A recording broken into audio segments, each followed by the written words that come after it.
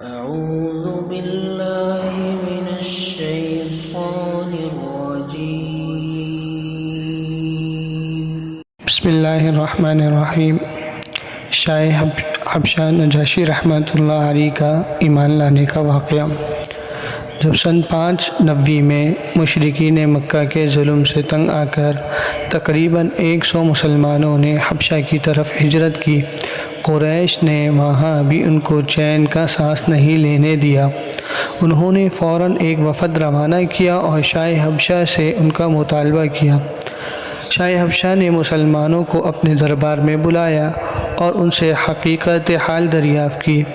حضرت جعفر طیار رضی اللہ تعالی عنہ نے اپنی تمام صورتحال بیان کی۔ نجاشی رحمۃ اللہ علیہ نے پوچھا، تمہیں قرآن کا کوئی حصہ یاد ہے؟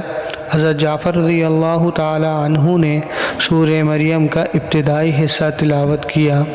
بادشاہ اور تمام درباری سن کر رو پڑے اور نجاشی نے کہا، یہ کلام اور وہ کلام جو عیسیٰ علیہ السلام لے کر آئے ہیں، وہ دونوں ایک ہی شمع سے نکلے ہیں۔ حضرت جعفر رضی اللہ تعالی عنہ سے درخواست کی کہ اس پاکیزہ کلام میں سے کچھ اور سناؤ۔ حضرت جعفر رضی اللہ تعالی عنہ نے ایک دوسری صورت پڑھ کر سنائی۔ نجاشی رحمۃ اللہ علیہ نے سن کر کہا، بے شک حق ہے، تم نے سچ کہا، تمہارے نبی نے بھی سچ کہا، خدا کی قسم تم سب راست باز ہو، اللہ کے نام پر یہاں امن و امان سے رہو۔ ایک اور روایت کے اندر حضرت ابو موسیٰ اشعری رضی اللہ تعالیٰ عنہ کی روایت ہے، بادشاہ نے کہا، میں تمہیں خوش آمدید کہتا ہوں اور انہیں بھی خوش آمدید کہتا ہوں جن کے پاس سے تم آئے ہو۔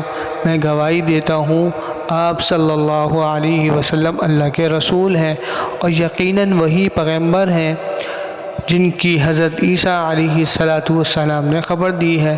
اگر سلطنت کا کام نہ ہوتا تو میں ضرور آپ کی خدمت میں حاضر ہوتا اور آپ کی جوتیوں کو چومتا۔